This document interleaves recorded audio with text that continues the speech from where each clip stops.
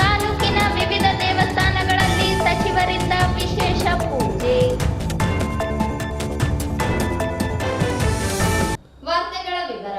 ಕೊಯ್ಲು ಮಾಡಿ ಜಮೀನಿನಲ್ಲಿ ಶೇಖರಿಸಿಟ್ಟಿದ್ದ ಜೋಳದ ರಾಶಿ ಹಾಗೂ ಸಪ್ಪೆಗೆ ದುಷ್ಕರ್ಮಿಗಳು ಬೆಂಕಿ ಹಚ್ಚಿ ಪರಾರಿಯಾದ ಘಟನೆ ಮಾನ್ವಿ ತಾಲೂಕಿನ ಕಪ್ಪಗಲ್ ಗ್ರಾಮದಲ್ಲಿ ಬುಧವಾರ ರಾತ್ರಿ ನಡೆದಿದೆ. ಕಪ್ಪಗಲ್ ಗ್ರಾಮದ ಎನ್ ರಾಜಶೇಖರ್ ಗೌಡ ಕಪ್ಪಗಲ್ ಎಂಬ ರೈತರಿಗೆ ಸೇರಿದ 6.5 ಎಕರೆ ಜಮೀನಿನಲ್ಲಿ ಬೆಳೆಯಲಾಗಿದ್ದ ಜೋಳದ ರಾಶಿ ಹಾಗೂ ಸಪ್ಪೆಗೆ ಬೆಂಕಿ ಹಚ್ಚಲಾಗಿದೆ. ಇದರಿಂದ ಸುಮಾರು 15 ಲಕ್ಷ ರೂಪಾಯಿ ಮೌಲ್ಯದ ಜೋಳದ ತೆನೆಗಳು ಹಾಗೂ ದನಗಳು ತಿನ್ನುವ ಸಪ್ಪೆ ಸುಟ್ಟು ಭಸ್ಮವಾಗಿವೆ. ವಿಷಯ ತಿಳಿದು ಸ್ಥಳಕ್ಕೆ ಧಾವಿಸಿದ ಅಗ್ನಿಶಾಮಕ ದಳದ ಸಿಬ್ಬಂದಿ ಬೆಂಕಿ ನಂದಿಸುವ ಕಾರ್ಯಾಚರಣೆ ಕೈಗೊಂಡರು.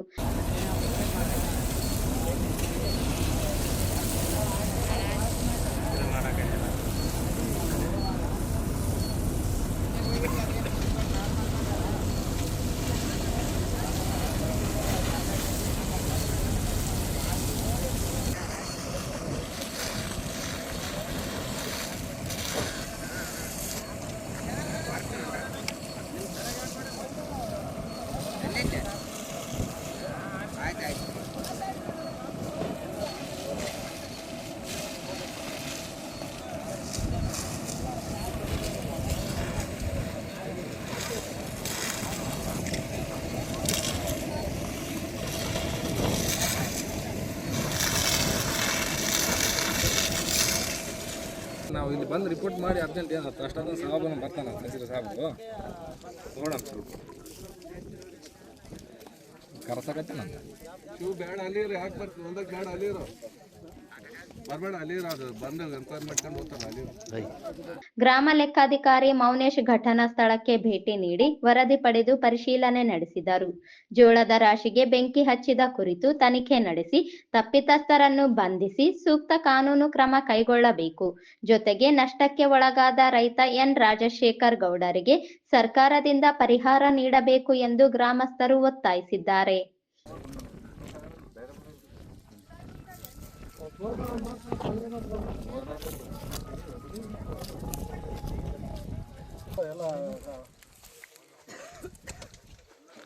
ಎಲ್ಲ ಒಂದು ಕಡೆ ಬರೀ ಹೊಲದಾಗ ಒಂದೇ ಹೋಗ್ಯದ ಸರ್, ಬೇರೆ ಹೊಲದಾಗ ಎಲ್ಲಿ ಹೋಗ್ಯದ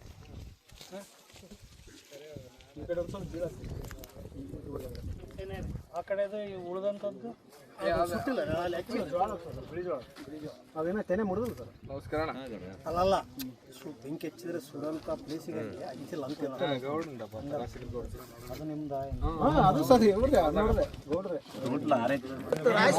ಮಿಷಿನ್ ಮಾಡೋ ಸರ್ ಇವತ್ತು ಹಾಕೋದಿತ್ತು ಮಿಷಿನ್ಗೆ ಹಾಕಕ್ಕೆ ಕೊಡ ಗಿಡ ಅವಾಗ ನೋಡಿ ಸರ್ ಟೋಟಲ್ 6 ಎಕರೆ ಎಲ್ಲ ಕಟ್ ಮಾಡ್ಕೊಂಡ್ಬಂದು ಒಂದು ಕಡೆ ಸಪ್ಪೆ ಸರ್ ಅಷ್ಟು ಕಂಪ್ಲೀಟ್ ಸುಟ್ಟ ಸರ್. ಸಪ್ಪೆ ಹಂಗೆ ಬಿಟ್ಟ ಸರ್ ಮೆದಿಗೆ ಮಾಡಿದ ಸರ್. ಸಪ್ಪೆನೂ ಇದೆ ಸಪ್ಪೆನೂ ಕಲ ಸರ್. ಸಪ್ಪೆ ಅಲ್ಲೇ ಬಿಟ್ಟು ಹಾಕಿ ತೆನೆ ಕಟ್ ಮಾಡಿ ಆಮೇಲೆ ಇದಾದ ಹೊಲದಲ್ಲಿ 6 ಎಕರೆ ಜೋಳ ಹಾಕಿತ್ತು. ಎಲ್ಲ ತೆನೆ ಮುರಿದು ತೆನೆಯ ರಾಶಿ ಒಂದಲ್ಲಿ ಹಾಕಿ ಇವತ್ತು ಬೆಳಿಗ್ಗೆ ಮಿಷಿನಿಗೆ ಹಾಕೋಂಥ ಒಂದು ಸಂದರ್ಭದಲ್ಲಿ ರಾತ್ರಿ ಯಾರೋ ಕಿಡಿಗೇಡಿಗಳು ಅದಕ್ಕೆ ಬೆಂಕಿ ಹಚ್ಚಿದ್ದಾರೆ. ಅದು ಸಂಪೂರ್ಣ ಸುಟ್ಟೋಗಿ ಹಾಳಾಗಿದೆ. ಇವತ್ತೇನಂತಂದರೆ ಆ ರಾಜಶೇಖರ ಗೌಡಂದು ಭಾಳ ಒಂದು 3 ಲಕ್ಷ ತನ ಲಾಸ್ 3 ಲಕ್ಷ 3.5 ಲಕ್ಷ ತನ ಖರ್ಚು ಮಾಡಿ ಇವತ್ತು ಬೆಳೆದಂಥ ಮಾಲು ಬೆಂಕಿಯಲ್ಲಿ ಸುಟ್ಟೋಗಿದೆ. ಸೂಕ್ತ ಪರಿಹಾರ ರೈತರು ಬೆಳೆ ನಷ್ಟ ಆದ ರೈತರಿಗೆ ಒದಗಿಸಿದರೆ ಅವರಿಗೆ ಅನುಕೂಲ ಆಗ್ತದೆ ಅಂತೇಳಿ ಊರಿನ ಎಲ್ಲ ಹಿರಿಯರ ಆಶೆ. ಜೋಳ ಮಾಡಿದಂಥ ಕನಿಷ್ಠ ಅದಕ್ಕೆ ನೀರು ಅದು ಯಾವುದೋ ಬರ್ತದಲ್ಲ ಹೆಲಿಕಾಪ್ಟರ್ ಅಂತ ಎಣ್ಣೆ ಹೊಡೆದು ಎಲ್ಲ ಭಾಳ ಇದು ಮಾಡ್ಯಾರ. ಕಷ್ಟ ಬಿದ್ದು ಎಕರೆಗೆ 40, 45, 50 ತನಕ ಕಿಂಟಲ್ ಬರ್ತದೆ. ಎಲ್ಲ ಜಳದ ಸರ್ವನಾಶನ ಸುಟ್ಟೋಗಿದೆ ಸರ್. ಟೋಟಲ್ ಎಷ್ಟು ಎಕರೆ ಸರ್? ಹೊಲ 6 ಎಕರೆ ಸಿಂಚನ ಮಾಡ್ತಾರೆ. ಎಷ್ಟಾಗುತ್ತೆ? ಒಂದು 1.5 ಲಕ್ಷ ಬರ್ತದೆ. ಮಾಡ್ತಾರೆ ಟೋಟಲ್ ಒಂದು 9ರಿಂದ 10 ಸೂಕ್ತ ಪರಿಹಾರ ನೀಡಬೇಕು. ತಾಲೂಕು ತಹಸೀಲ್ದಾರ್ ರಾಜು ಪಿರಂಗಿ, ತಾಲೂಕು ಕೃಷಿ ಅಧಿಕಾರಿಗಳಾದ ಗುರುನಾಥ್ ಸ್ಥಳಕ್ಕೆ ಭೇಟಿ ನೀಡಿ ಪರಿಶೀಲನೆ ನಡೆಸಿದರು.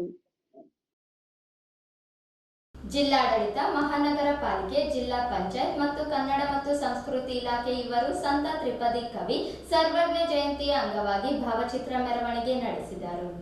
ರಾಯಚೂರು ನಗರ ಶಾಸಕರಾದ ಡಾಕ್ಟರ್ ಎಸ್ ಶಿವರಾಜ್ ಪಾಟೀಲ್, ಮಹಾನಗರ ಪಾಲಿಕೆಯ ಅಧ್ಯಕ್ಷರಾದ ಶ್ರೀಮತಿ ನರಸಮ್ಮ ನರಸಿಂಹಲು ಮಾಡಗಿರಿ, ತಹಸೀಲ್ದಾರ್ ಸುರೇಶ್ ವರ್ಮಾ, ಗ್ರೇಡ್ 2 ತಹಸೀಲ್ದಾರ್ ಭೀಮರಾವ್, ವೈ ಸುರೇಂದ್ರ ಬಾಬು, ಕಡಗೋಳ್ ಆಂಜನೇಯ, ತಿಮ್ಮಪ್ಪ ಪಿರಂಗಿ, ಜಿಲ್ಲಾ ಕನ್ನಡ ಸಾಹಿತ್ಯ ಪರಿಷತ್ತಿನ ಸಹ ಕಾರ್ಯದರ್ಶಿ ಡಾಕ್ಟರ್ ದಂಡಪ್ಪ ಬೀರಾದರ, ಮಹಾನಗರ ಪಾಲಿಕೆಯ ರಾಜು ಕಟ್ಟಿಮನಿ, ಸಮಾಜದ ಮುಖಂಡರಾದ ವಾಯು ವೀರಭದ್ರಪ್ಪ, ಬಸವರಾಜ್ ಮಾಡಗಿರಿ, ಬಸವರಾಜ್ ಯರಮರಸ್, ಭೀಮಣ್ಣ, ಸಾಯಿ ಯರಮರಸ್, ಶರ್ಬಣ್ಣ, ಈರಣ್ಣ, ಮಲ್ಲೇಶ್, ನರಸಿಂಹ ಸೇರಿದಂತೆ ಇನ್ನಿತರರು ಹಾಗೂ ಕನ್ನಡ ಮತ್ತು ಸಂಸ್ಕೃತಿ ಇಲಾಖೆ ಇಸ್ಮಾಯಿಲ್ ಸೇರಿದಂತೆ ಇನ್ನಿತರರು ಉಪಸ್ಥಿತರಿದ್ದರು. ಸಿಂಧನೂರು ನಗರದ ರಸ್ತೆ ಬದಿಗಳಲ್ಲಿ ಡಬ್ಬ ಅಂಗಡಿ, ಶೆಡ್ಗಳನ್ನು ತೆರವುಗೊಳಿಸಿದ್ದರಿಂದ ಸಾವಿರಾರು ಸಣ್ಣ ಪುಟ್ಟ ವ್ಯಾಪಾರಸ್ಥರು ನಿರಾಶ್ರಿತರಾಗಿದ್ದು, ಅವರಿಗೆ ಕೂಡಲೇ ಪರ್ಯಾಯ ವ್ಯವಸ್ಥೆ ಕಲ್ಪಿಸುವಂತೆ ಆಗ್ರಹಿಸಿ all India central council of trade unions ಜಿಲ್ಲಾ ಘಟಕದಿಂದ ಜಿಲ್ಲಾಧಿಕಾರಿಗಳ ಕಾರ್ಯಾಲಯದ ಮುಂದೆ ಪ್ರತಿಭಟನೆ ನಡೆಸಿದರು. ಜಿಲ್ಲಾಧಿಕಾರಿಗಳ ಕಾರ್ಯಾಲಯದ ಮುಂದೆ 200ಕ್ಕೂ ಅಧಿಕ ಬೀದಿ ಬದಿ ವ್ಯಾಪಾರಸ್ಥರು ಘೋಷಣೆ ಕೂಗುವ ಮೂಲಕ ಆಕ್ರೋಶ ವ್ಯಕ್ತಪಡಿಸಿದರು. ಪ್ರತಿಭಟನೆಯನ್ನು ಉದ್ದೇಶಿಸಿ ಎಐಸಿಸಿಟಿಯು ಜಿಲ್ಲಾ ಅಧ್ಯಕ್ಷ ನಾಗರಾಜ್ ಪೂಜಾರ್ ಮಾತನಾಡಿ, ಬೀದಿ ಬದಿ ವ್ಯಾಪಾರ ಮಾಡಿಕೊಂಡು ಕಳೆದ 16 ವರ್ಷಗಳಿಂದ ಜೀವನ ಸಾಗಿಸುತ್ತಿದ್ದೆವು. ಏಕಾಏಕಿ ಕಾರ್ಯಾಚರಣೆ ನಡೆಸಿ ಅಂಗಡಿಗಳನ್ನು ತೆರವುಗೊಳಿಸಿದ್ದರಿಂದ ದೈನಂದಿನ ಜೀವನ ನಡೆಸಲು ಕಷ್ಟಕರವಾಗಿದೆ. ಅಂದಂದಿನ ಆದಾಯದಿಂದ ಕುಟುಂಬ ನಿರ್ವಹಣೆ ಮಾಡುತ್ತಿದ್ದ ನಮಗೆ ಬರೀ ಸಿಡಿಲು ಬಡಿದಂತಾಗಿದೆ. ಕಳೆದ ಬುಧವಾರದಿಂದ ಇಲ್ಲಿಯವರೆಗೂ ಕೈಯಲ್ಲಿ ಕೆಲಸವಿಲ್ಲದೆ, ಜೀವನ ನಿರ್ವಹಣೆಗೆ ಆದಾಯವಿಲ್ಲದೆ ಮುಂದೇನು ಎಂಬ ಆತಂಕದಲ್ಲಿ ಜೀವನ ನಡೆಸುತ್ತಿದ್ದೇವೆ ಎಂದು ಸತ್ಯಾಗ್ರಹ ನಿರತ ಬೀದಿ ಬದಿ ವ್ಯಾಪಾರಸ್ಥರು ಅಳಲು ತೋಡಿಕೊಂಡರು.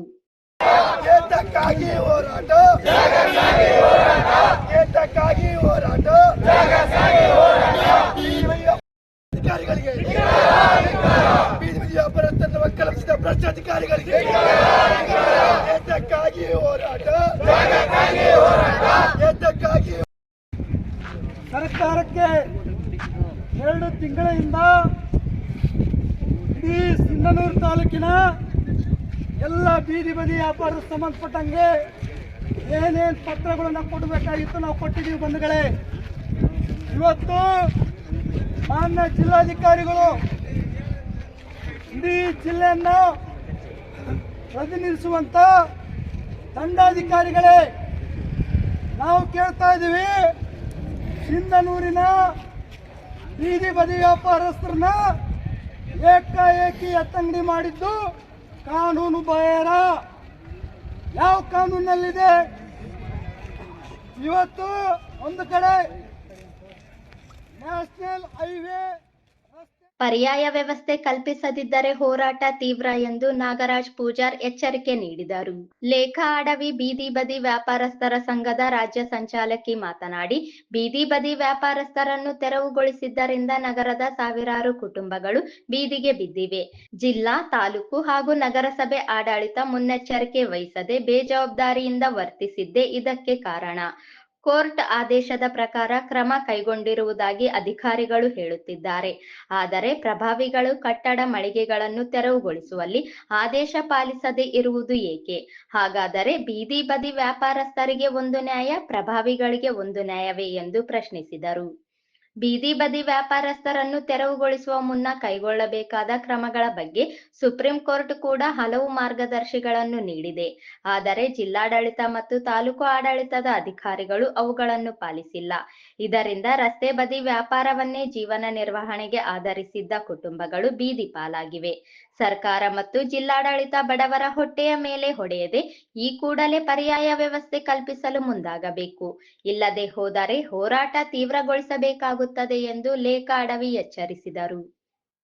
ಮಾನ್ಯ ಎಡಿಸಿ ಸಾರಿಗೆ ಸಂಬಂಧಪಟ್ಟ ಜಿಲ್ಲಾಧಿಕಾರಿಗಳಿಗೆ ಈಗಾಗಲೇ ನಾನು 2 ಸುತ್ತಿನ ಮಾತುಕತೆ ಮಾಡಿ ಸರ್ಕಾರದ ಕಾನೂನು ಮತ್ತು ಸುಪ್ರೀಂ ಕೋರ್ಟ್, ಹೈಕೋರ್ಟ್ ಆರ್ಡರ್ನ ಸ್ವತಃ DC ಅವರಿಗೆ ನಾನು ಕೊಟ್ಟಿದ್ದೀನಿ.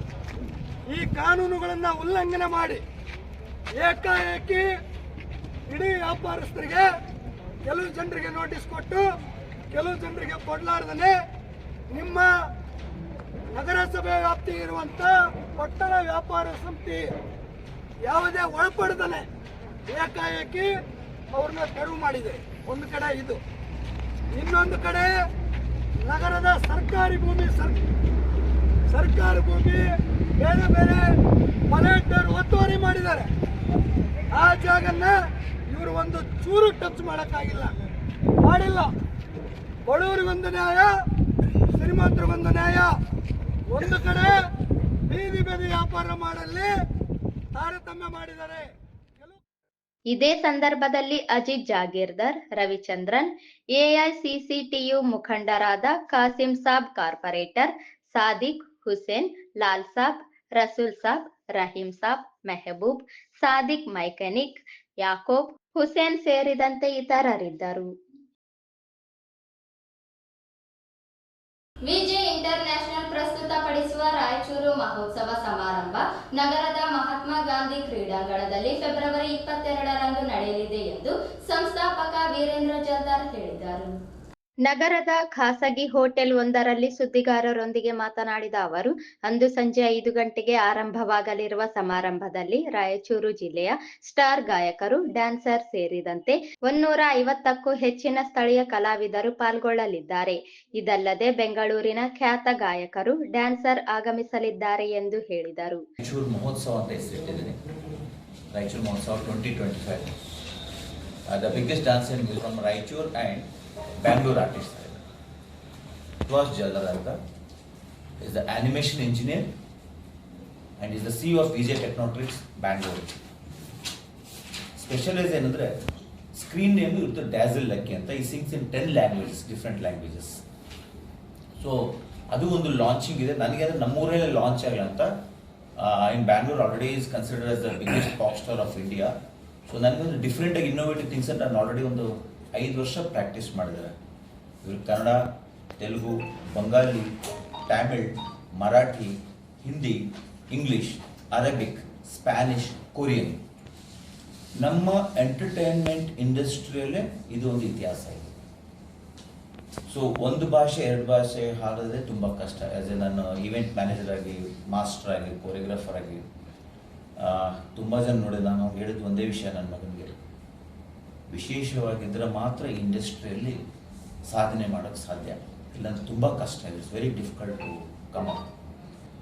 ಇನ್ನೊಂದು ಏನಂದರೆ ನಮ್ಮ ಸಿನಿಮಾ ಒಂದು ಆಲ್ರೆಡಿ ಲಾಸ್ಟ್ ಟೈಮ್ ನಿಮ್ಮೆಲ್ಲ ಸಹಕಾರದ ಸಿನಿಮಾ ಸ್ಟಾರ್ಟ್ ಮಾಡಿದ್ವಿ. ಈಗ 2 ಹಂತ ಮುಗಿದಿದೆ. ಅದರದ್ದು ಟೀಸರ್ 1 ಡ್ಯಾಸಲ್ ಸೂಪರ್ ಸ್ಟಾರ್ ಫಿಲ್ಮ್ ಟೀಸರ್ 1 ಅವತ್ತೇ 22nd ಫೆಬ್ರವರಿ ಮಹಾತ್ಮ ಗಾಂಧಿ ಸ್ಟೇಡಿಯಮಲ್ಲಿ ನಾವು ಟೀಸರ್ನ ರಿಲೀಸ್ ಮಾಡ್ತೇವೆ ನಿಮ್ಮೆಲ್ಲರ ಮುಂದೆ. ಇದು ಒಂದು ವಿಶೇಷ ಈ ಸರ್ತಿ ಕಾರ್ಯಕ್ರಮ ಮಾಡೋದು. ಸೊ ಇದು ಎಲ್ಲರಿಗೂ ನಾವು ಈ ಸರಿ ಫ್ಯಾಮಿಲಿ ಓರಿಯೆಂಟೆಡ್ ಆಗಿ ಒಂದು ಈವೆಂಟ್ ಮಾಡಬೇಕಂತ ತುಂಬ ದಿನ ಆಸೆ ಇತ್ತು ನನಗೆ. ಯೂಶ್ವಲಿ ಏನಾಗುತ್ತೆ ಅಂದರೆ ನಾವು ಕ್ರೌಡ್ ಕಂಟ್ರೋಲ್ ಮಾಡೋಕ್ಕಾಗಲ್ಲ. ಅದಕ್ಕೆ ಈ ಸರ್ತಿ ನಾವು ಜಾಸ್ತಿನೂ ಅಡ್ವರ್ಟೈಸ್ಮೆಂಟ್ ಮಾಡೋಕ್ಕೆ ಹೋಗಿಲ್ಲ. ಹೇಗೂ ತುಂಬ ಜನ ಪರಿಚಯದಿಂದ ನಾವು ವಾಟ್ಸಪ್ ಮುಖಾಂತರನೇ ಮಾಡಿದ್ವಿ. ಗಿನ್ನಿಸ್ ದಾಖಲೆ ಬರೆದ ಮಲ್ಲಕಂಬ ತಂಡ ಉತ್ತಮ ಪ್ರದರ್ಶನ ನೀಡುವ ಮೂಲಕ ಗಮನ ಸೆಳೆಯಲಿದೆ ಎಂದು ಹೇಳಿದರು. ವಿಶ್ವಾಸ 10 ಭಾಷೆಗಳಲ್ಲಿ ಹಾಡು ಹಾಡಿ ರಂಜಿಸಿದರು.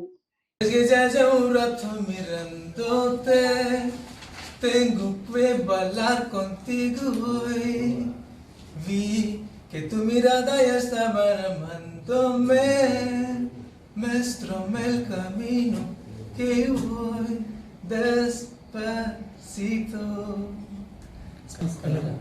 tu hoite nannaya hajari ಬರೆದು ಎದೆಯಲ್ಲಿ ನೋವಿನ ಶಾಯರಿ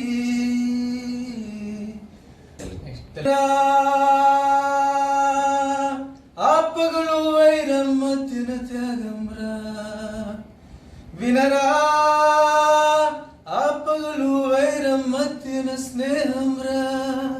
ತೆಲುಗು. ಫೆಬ್ರವರಿ 24ರಂದು ಬೆಂಗಳೂರಿನ ಫ್ರೀಡಂ ಪಾರ್ಕ್ನಲ್ಲಿ ಸ್ಲಂ ನಿವಾಸಿಗಳ ಬೃಹತ್ ಪ್ರತಿಭಟನೆ ಹಮ್ಮಿಕೊಳ್ಳಲಾಗಿದೆ ಎಂದು ಜನಾರ್ದನ್ ಹಳ್ಳಿಬೆಂಚಿ ಹೇಳಿದರು. ಬೆಂಗಳೂರಿನ ಫ್ರೀಡಂ ಪಾರ್ಕ್ನಲ್ಲಿ ಫೆಬ್ರವರಿ 24ರಂದು ಸ್ಲಂ ನಿವಾಸಿಗಳ ಬೃಹತ್ ಪ್ರತಿಭಟನೆಯನ್ನು ಹಮ್ಮಿಕೊಳ್ಳಲಾಗಿದೆ. ಅದರ ಕುರಿತು ಜನಾರ್ದನ್ ಹಳ್ಳಿಬೆಂಚಿ ಅವರು ಹಕ್ಕೊತ್ತಾಯಗಳನ್ನು ಮಂಡಿಸಿದರು. 2025-26ನೇ ಸಾಲಿನ ರಾಜ್ಯ ಬಜೆಟ್ನಲ್ಲಿ ಸ್ಲಂ ನಿವಾಸಿಗಳ ಜನಸಂಖ್ಯೆಗೆ ಅನುಗುಣವಾಗಿ ಕೊಳಚೆ ಪ್ರದೇಶಗಳ ಸಮಗ್ರ ಅಭಿವೃದ್ಧಿಗೆ 5,000 ಕೋಟಿ ಹಣ ಮೀಸಲಿಡಬೇಕು. ಖಾಸಗಿ ಸ್ಲಂಗಳ ಘೋಷಣೆಗೆ ತೊಡಕಾಗಿರುವ ವಸತಿ ಇಲಾಖೆ ಸುತ್ತೋಲೆಯನ್ನು ಹಿಂಪಡೆದು ಭೂಸ್ವಾಧೀನಕ್ಕೆ ಸರ್ಕಾರ ಹಣ ನೀಡಬೇಕು.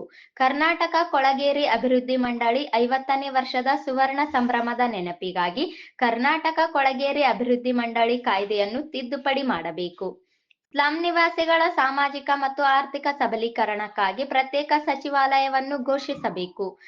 ಈಗಾಗಲೇ ಪ್ರಧಾನಮಂತ್ರಿ ಯೋಜನೆ ಆವಾಸ್ ಯೋಜನೆಯಲ್ಲಿ ಏನು ಮನೆಗಳು ಮಂಜೂರಾಗಿದ್ದಾವೆ. ಅದಕ್ಕೆ ಸರ್ಕಾರ ಏನು ವಂತಿಗೆ ಹಣ 1 ಲಕ್ಷ ರೂಪಾಯಿಯನ್ನು ಹಣವನ್ನು ಏನು ವಂತಿಗೆ ಹಣ ಸ್ವೀಕರಿಸ್ತಾ ಇದೆ. ಅದನ್ನು ನಾವು ಈ ಒಂದು ಹೋರಾಟದ ಮುಖಾಂತರ ಸರ್ಕಾರಕ್ಕೆ ಒತ್ತಾಯ ಮಾಡುವುದೆಂದರೆ ಏನೆಂದರೆ SC/ST ಜನರಿಗೆ ಉಚಿತವಾಗಿ ಯಾವುದೇ ಶುಲ್ಕವಿಲ್ಲದೆ ಮನೆ ನಿರ್ಮಾಣ ಮಾಡಬೇಕು. ಇನ್ನಿತರ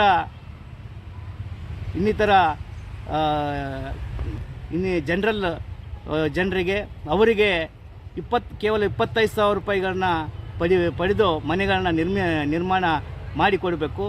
ಅದೇ ರೀತಿಯಾಗಿ ಏನು ಚಿತ್ರದುರ್ಗ ಘೋಷಣೆಯಂತೆ ಸರ್ಕಾರ ಲ್ಯಾಂಡ್ ಬ್ಯಾಂಕ್ ಸ್ಕೀಮನ್ನು ಜಾರಿ ಮಾಡಬೇಕು ಅನ್ನುವ ನಿಟ್ಟಿನಲ್ಲಿ ಈ ಸಂದರ್ಭದಲ್ಲಿ ತಿಳಿಸುತ್ತೇನೆ. ಅದೇ ರೀತಿಯಾಗಿ ಏನು ಕರ್ನಾಟಕ ಕೊಳಗೇರಿ ಅಭಿವೃದ್ಧಿ ಮಂಡಳಿಗೆ 50 ವರ್ಷ ತುಂಬುತ್ತಾ ಇದೆ. ಆ 50 ವರ್ಷದ ಸಂಭ್ರಮ ಆಚರಣೆ ಅಂಗವಾಗಿ ಸ್ಲಂ ಕಾಯ್ದೆಯನ್ನು ತಿದ್ದುಪಡಿ ಮಾಡಬೇಕು. ಹೊಸ ಸ್ಲಂ ಕಾಯ್ದೆಯನ್ನು ರೂಪಿಸಬೇಕು. ಆ ಸ್ಲಂ ಕಾಯ್ದೆ ತಿದ್ದುಪಡಿಗೆ ಸಮಿತಿಯನ್ನು ರಚನೆ ಮಾಡಬೇಕು ಅನ್ನುವ ನಿಟ್ಟಿನಲ್ಲಿ ಒತ್ತಾಯ ಮಾಡುತ್ತೇವೆ. ನಗರಗಳಲ್ಲಿ ಸಾಮಾಜಿಕ ಅಸಮಾನತೆಯ ಭಾಗವಾಗಿರುವ ಸ್ಲಂ ಜನರ ಆರ್ಥಿಕ ಅಭಿವೃದ್ಧಿ ಮತ್ತು ಜೀವನೋಪಾಯಕ್ಕಾಗಿ ನಗರ ಉದ್ಯೋಗ ಖಾತ್ರಿ ಯೋಜನೆಯನ್ನು ಜಾರಿಗೊಳಿಸಬೇಕು. ನಿವೇಶನ ರಹಿತರಿಗೆ ಚಿತ್ರದುರ್ಗ ಘೋಷಣೆಯಂತೆ ವಸತಿ ಕಲ್ಪಿಸಲು 2017-18ರ ಬಜೆಟ್ ಘೋಷಣೆಯಂತೆ ನಗರ ಲ್ಯಾಂಡ್ ಬ್ಯಾಂಕ್ ಯೋಜನೆಯನ್ನು ಜಾರಿಗೊಳಿಸಬೇಕು. ಪ್ರಧಾನ ಮಂತ್ರಿ ಆವಾಸ್ ಯೋಜನೆ ಫಲಾನುಭವಿ ಶುಲ್ಕವನ್ನು SC/STಗಳಿಗೆ ಉಚಿತ, ಇತರೆ ಸಮುದಾಯಗಳಿಗೆ 25,000 ಪಾವತಿಸಲು ಅವಕಾಶ ಕಲ್ಪಿಸಬೇಕು. ಬೆಂಗಳೂರು ಸ್ಲಂ ನಿವಾಸಿಗಳ ಪುನರ್ವಸತಿಗಾಗಿ ಭೂ ಮಂಜೂರಾತಿ ನೀಡಬೇಕು ಹಾಗೂ ನೆಲಬಾಡಿಗೆ ಸ್ಲಂಗಳಿಗೆ ನೀತಿಯನ್ನು ರೂಪಿಸಬೇಕು ಎಂದು ಒತ್ತಾಯಿಸಿದರು. ನಗರ ಉದ್ಯೋಗ ಖಾತ್ರಿ ಯೋಜನೆ ಜಾರಿ ಮಾಡಬೇಕು ಮತ್ತು ಏನು ಖಾಸಗಿ ಒಡೆತನದಲ್ಲಿರ್ತಕ್ಕಂಥ ಸ್ಲಂಗಳಿಗೆ ತೊಡಕಾಗಿರುವ ಸುತ್ತೋಲೆ ಏನು ಆ ಸುತ್ತೋಲೆ ಖಾಸಗಿ ಸ್ಲಂಗಳನ್ನು ಘೋಷಣೆ ಮಾಡಬಾರ್ದು ಎನ್ನುವ ನಿಟ್ಟಿನಲ್ಲಿ ಏನು ಸುತ್ತೋಲೆ ಹೊರಡಿಸಿದ್ದಾರೆ. ಆ ಸುತ್ತೋಲೆಯನ್ನು ಶೀಘ್ರದಲ್ಲಿ ಹಿಂಪಡೆಯಬೇಕು. ಅದೇ ರೀತಿಯಾಗಿ ಏನು ಸ್ಲಂ ಜನರಿಗೆ ಮೂಲಭೂತ ಸೌಲಭ್ಯಗಳಾದ ನೀರು, ಚರಂಡಿ, ರಸ್ತೆ ಮತ್ತು ಇನ್ನಿತರ ಸೌಲಭ್ಯಕ್ಕಾಗಿ ನಾವು 5,000 ಕೋಟಿ ರೂಪಾಯಿಗಳನ್ನು ಸ್ಲಂ ಜನರಿಗೆ ಮೀಸಲಿಡಬೇಕು ಎನ್ನುವ ನಿಟ್ಟಿನಲ್ಲಿ ಈ ಒಂದು ಒತ್ತಾಯವನ್ನು ಮಾಡ್ತಾ ಇದ್ದೀವಿ. ಅದೇ ರೀತಿಯಾಗಿ ಸ್ಲಂ ಜನರಿಗೆ ಏನು ನಿವೇಶನ ಸೌಲಭ್ಯಕ್ಕಾಗಿ ಲ್ಯಾಂಡ್ ಬ್ಯಾಂಕ್ ಯೋಜನೆಯನ್ನು ಜಾರಿ ಮಾಡಬೇಕು ಎನ್ನುವ ನಿಟ್ಟಿನಲ್ಲಿ ನಾವು ಇವತ್ತು ಈ ಒತ್ತಾಯವನ್ನು ಮಾಡ್ತಾ ಇದ್ದೀವಿ. ಅದೇ ರೀತಿಯಾಗಿ ಬೆಂಗಳೂರಿನಲ್ಲಿ ನೆಲಬಾಡಿಗೆ ಮತ್ತು ಖಾಸಗಿ ಸ್ಲಂಗಳ ಬಗ್ಗೆ ಒಂದು ನೀತಿಯನ್ನು ರೂಪಿಸಬೇಕು ಎನ್ನುವ ನಿಟ್ಟಿನಲ್ಲಿ ನಾವು ಇವತ್ತು ಏನು ದಿನಾಂಕ 24/2/2025 ಫ್ರೀಡಮ್ ಪಾರ್ಕ್ನಲ್ಲಿ ಸುಮಾರು 5,000 ಜನ ಸೇರಿ ಮಾನ್ಯ ವಸತಿ ಸಚಿವರ ಮುಖಾಂತರ ಸರ್ಕಾರಕ್ಕೆ ಒಂದು ಮನವಿಯನ್ನು ಸಲ್ಲಿಸ್ತಾ ಇದ್ದೀವಿ. ರಾಯಚೂರು ಸ್ಲಂ ನಿವಾಸಿಗಳ ಕ್ರಿಯಾವೇದಿಕೆಯಿಂದ 100ರಿಂದ 150 ಜನ ಭಾಗವಹಿಸಿ ಆ ಒಂದು ಹೋರಾಟವನ್ನು ಯಶಸ್ವಿಗೊಳಿಸುತ್ತೇವೆ ಅಂತೇಳಿ ಈ ಮೂಲಕ ಪತ್ರಿಕೆ ಹೇಳಿಕೆ ಮೂಲಕ ಸ್ಲಂ ಜನರಿಗೆ ನಾನು ಈ ಒಂದು ವಿಷಯವನ್ನು ತಿಳಿಸುತ್ತೇನೆ. ತಾಲೂಕಿನ ವಿವಿಧ ದೇವಸ್ಥಾನಗಳಲ್ಲಿ ನಡೆದ ಜಾತ್ರಾ ಮಹೋತ್ಸವಗಳಿಗೆ ರಾಜ್ಯ ಸಣ್ಣ ನೀರಾವರಿ ಹಾಗೂ ವಿಜ್ಞಾನ ತಂತ್ರಜ್ಞಾನ ಸಚಿವರಾದ NS ಬೋಸರಾಜು ಭೇಟಿ ನೀಡಿ ವಿಶೇಷ ಪ್ರಾರ್ಥನೆ ಸಲ್ಲಿಸಿದರು. ನೀರ್ಮಾನ್ವಿ ಗ್ರಾಮದ ಧಾರ್ಮಿಕ ದತ್ತಿ ಇಲಾಖೆಗೆ ಸೇರಿದ ಶ್ರೀ ನೀರ್ಮಾನ್ವಿ ಶ್ರೀ ರೇಣುಕಾ ಯಲ್ಲಮ್ಮ ದೇವಿ ದೇವಸ್ಥಾನದ ಜಾತ್ರಾ ಮಹೋತ್ಸವದ ಅಂಗವಾಗಿ ಶ್ರೀ ರೇಣುಕಾ ಯಲ್ಲಮ್ಮ ದೇವಿಗೆ ಹಾಗೂ ಕುರ್ಡಿ ಗ್ರಾಮದ ಗ್ರಾಮ ದೇವತೆ ಶ್ರೀ ದ್ಯಾವಮ್ಮ ದೇವಿಗೆ ವಿಶೇಷ ಪೂಜೆ ಸಲ್ಲಿಸಿದರು. ಶ್ರೀ ರೇಣುಕಾ ಯಲ್ಲಮ್ಮ ದೇವಿಯ ಪ್ರಧಾನ ಅರ್ಚಕರಾದ ಮಲ್ಲಿಕಾರ್ಜುನ ಪೂಜಾರಿಯವರು ದೇವಸ್ಥಾನದಲ್ಲಿ ವಿಶೇಷ ಪೂಜೆ ನೆರವೇರಿಸಿದರು. ಶಾಸಕ ಹಂಪಯ್ಯ ನಾಯಕ್, ಕಾಂಗ್ರೆಸ್ ಪಕ್ಷದ ಮುಖಂಡರಾದ ಕೆ ಶಾಂತಪ್ಪ, ರಾಮಣ್ಣ ಎರಬಗೇರ, ರುದ್ರಪ್ಪ ಅಂಗಡಿ, ನರಸಿಂಹಲು ಮಾಡಗಿರಿ, ಬಿ ರಮೇಶ್, ತಿಮ್ಮಾರೆಡ್ಡಿ, ಚಂದ್ರಶೇಖರ್ ಕುರ್ಡಿ, ಹಾಜಿ ಖಾನ್, ಪ್ರವೀಣ್, ನರಸಿಂಹ ಸೇರಿದಂತೆ ಇನ್ನಿತರರು ಇದ್ದರು. ಕೊನೆಯಲ್ಲಿ ಮತ್ತೊಮ್ಮೆ ಮುಖ್ಯಾಂಶಗಳು.